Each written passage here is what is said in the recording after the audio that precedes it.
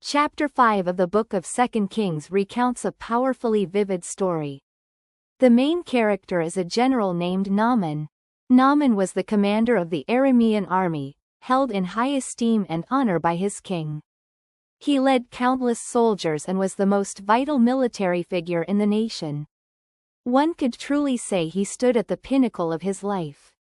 His very name was synonymous with glory, high status, immense wealth, and countless victories.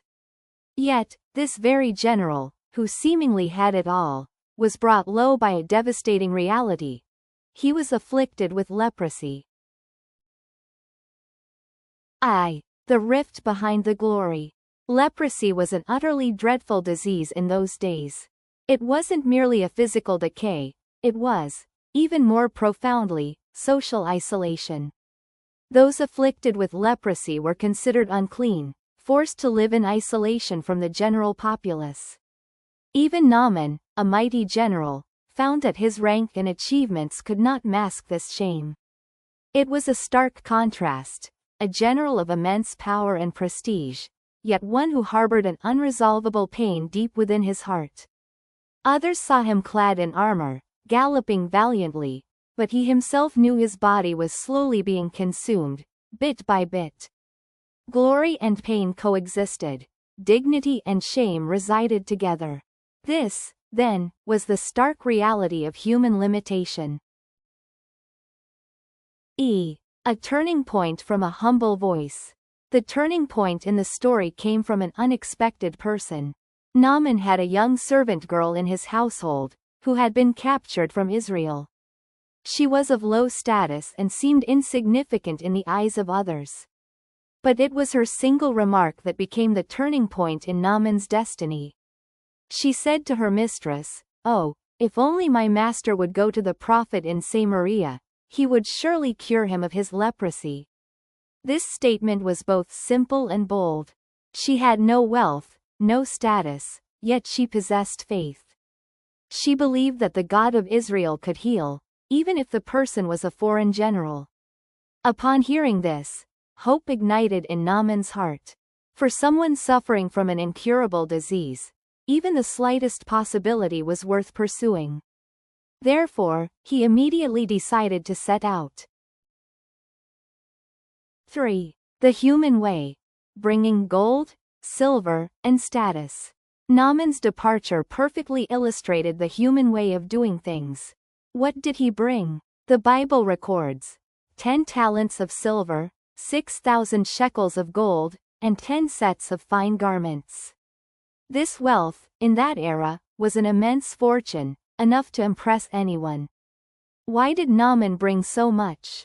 Because in his mind, all problems in the world could be solved with money and power. To heal such a grave illness, naturally, it would involve a transaction.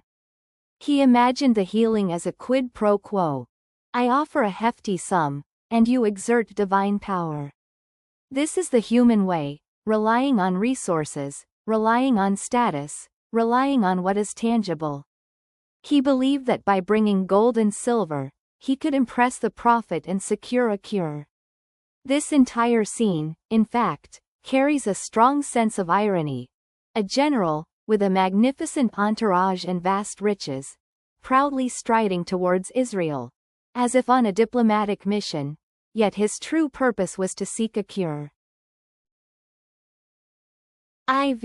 An unexpectedly cold reception. However, when Naaman arrived at Elisha's doorstep, things didn't go at all as he had expected. He had been expecting a grand reception. He had probably already envisioned the scenario. The prophet would emerge with dignity, personally welcome him, stand before him, pray for him, perform a miracle, perhaps even make some special gestures over him, and then publicly declare his healing. This approach would not only be befitting his status but also allow him to save face.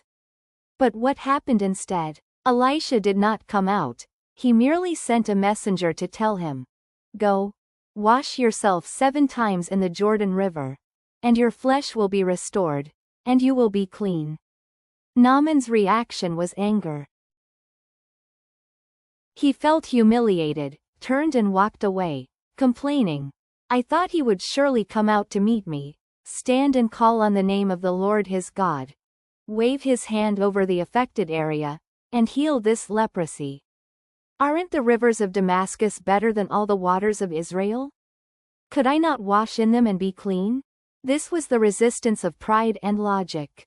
He thought, how could the small rivers of Israel possibly compare to the great rivers of Damascus? How could healing possibly come from such a simple method as washing? Here, human methods and God's methods came into direct conflict. As Naaman was fuming with indignation and on the verge of leaving, his servant stepped forward to counsel him, saying, My father, if the prophet had commanded you to do some great thing, would you not have done it? How much more, then, when he simply told you to wash and be cleansed? This remark was both respectful and logical. It pinpointed Naaman's inner conflict. If you were required to accomplish a difficult, heroic feat, you would certainly be willing to try. So why not this simple act of washing? These words jolted Naaman. His desperate need for a cure and his inner pride clashed at this moment. Ultimately, he laid aside his dignity and chose to obey. God's method manifests mighty power. Naaman went down to the Jordan River and, as he was commanded, washed himself 7 times. The Bible says, his flesh was restored and became like the flesh of a little child, and he was cleansed. It was a dramatic reversal. The general, who just moments ago was furious and indignant, now experienced a thorough renewal through his obedience. His body was healed, and his spirit also received revelation. He returned to Elisha and confessed, Now I know that there is no God in all the earth except the God of Israel. The significance of this healing lay not only in the physical restoration but even more profoundly in his spiritual transformation. Naaman was transformed from a proud general into a man who acknowledged the one true God. 7. Man's way and God's grace. The entire story clearly reveals 2 distinct paths. Man's way, **** reliance on wealth, status, and deals. Complex, elaborate, yet powerless to bring about genuine change. God's way, **** simple obedience, humble faith, free grace. Seemingly foolish, yet bringing complete healing and renewal. Naaman's experience is precisely the process of turning from man's way to God's way. He came with gold and silver, and left cleansed. He discovered that God's grace cannot be bought or sold, but is freely given. 8. The significance today. This story isn't just an ancient miracle, it still holds profound relevance for us today. When people encounter problems, their first instinct is often to turn to money, resources, or personal connections.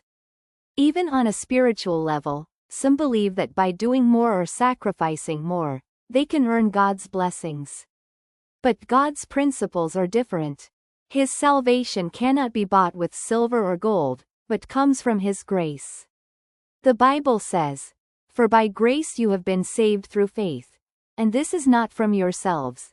It is the gift of God, not by works, so that no one can boast."